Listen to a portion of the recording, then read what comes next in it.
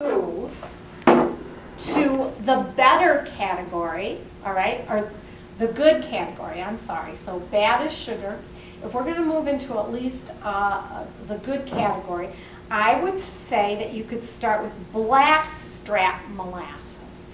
Blackstrap has more minerals in it. And what you can do with blackstrap molasses is you can make oatmeal cookies or molasses cookies.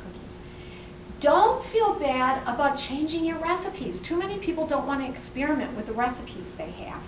But if you're going to use molasses in anything, it has a thick, specific taste to it.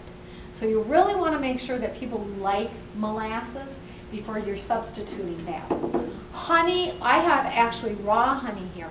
Honey is another good because honey is 95% sucrose. So it's very, very much like sugar. If you're going to work with any type of honey, you need to get it in your local locale. So the best thing is, let's say you live in Elyria, you go out to the outskirts of Elyria and you drive around and it'll say honey for sale. That's the place that you want to go get your honey from. You want to get honey from the bees that pollinate in your own area. So anytime you're buying honey, that's what I want you to do. This one we happen to buy for, I needed something for raw honey, but normally I have just cans from the health food store in when I'm doing my cooking demonstrations. So right here, that's good. Now we move up to better, and I brought, because of its popularity, I don't really use it that much, is agave nectar. Now, the reason I don't use it very much is there's not enough research out on it. And I just read, for you guys, actually popped right in my place yesterday, that they still don't have a lot of information on it. And it is from a plant. It's mostly Mexico. But if you do not get organic, watch out. This, like your sugar, is highly pesticide, okay? So they use a lot of herbicides, a lot of pesticides on agave nectar. So you really need to watch what you're putting it in. A lot of people like agave nectar in their teas. So you're going to see, because the honey and the agave nectar, personally, I'll show you another alternative. And again, it is much sweeter than sugar. And for example, if you're going to use a cup of sugar, you would really only want at the most to use 3/4 a cup of agave nectar, even a little bit less, because it has a real high sweet content. Now, if we're getting into the, this is the good, and we're into the better, your brown rice syrup. I don't have barley malt syrup here with me this morning, but barley malt syrup is also another substitution, and that falls into your better category. Now you have to understand too, sugar raises your insulin. Sugar also is not easy on your pancreas. So when we're moving in the good, better, best, we're also moving to what's easier on your pancreas. And you really don't want to mess your pancreas up, okay? It's a very important organ. Dr. Bob might even give us some insight onto that. And then when we go to the best category, I find two products that if I bake at all in my home, besides brown rice syrup, because I really do enjoy it, especially in the Rice Krispie treats, this is my sweetener of choice.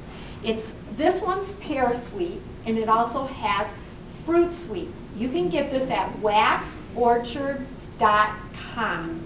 Waxorchards.com. It's out of California. If you are a big baker, they get them in a plastic container, like a half-gallon and gallon containers, and you can actually freeze it in between the uses to keep it fresh.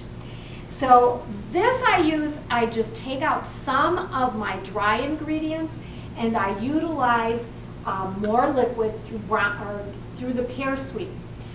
So that I would put in the best category along with stevia. And many of you have heard about stevia. It is an herb. It really is not a sweetener, but it's an herb that takes the place of a sweetener, okay? And this is also sweeter than sugar too, so please watch. Some people don't like it. They feel that it has an aftertaste. I can say that there are different brands of stevia, and you really want to watch which one you are using. If you go, and I love Trader Joe's. You have to have an understanding. I love Trader Joe's, but their stevia has maltodextrin in it, okay? You don't want to get any additives. You want specifically stevia, and this particular brand is pretty good. So we get this a lot, or even make it yourself. So like basil, you can do stevia in your garden, and then you would be able to dry it out. I think Dr. Bob might have mentioned this last time. If you put it in the oven, if you have a gas oven, because of the pilot, you dry it out and then you put it through your food processor and you blend it and you can use it yourself. That's the absolute best way because you're getting it in the pure form. So we're good, better, best, never let it rest till good becomes better and better becomes best. Now there is also, I just want to bring it up, I don't have this with me, but frozen fruit concentrate. And you will see cookies and many other things in the health food store sweetened with frozen fruit concentrate. And you can do the same thing. Get pineapple, pear, apple, fruit concentrate without sugar in your frozen food department, and you can add that as your sweetener, and you'll be surprised what it does to especially cookies, breads. We're just amazed because we are creatures of habit and creatures of something that was easy at one time. So I want you to know that substitute, look at your ingredients and see what you can do. I happen to have someone in my family that, actually two of my sons, they do not eat wheat. So I am always trying to substitute for whole wheat flour, which I usually use rice, millet, quinoa. I think we just get so comfortable in what we're doing, we don't go out. You know, how many times do you ever go a different way to work? Never. And if you're not thinking, your car goes on autopilot to your probably favorite place, and sometimes you might be supposed to be going to work, and it's ready to go to another spot for you.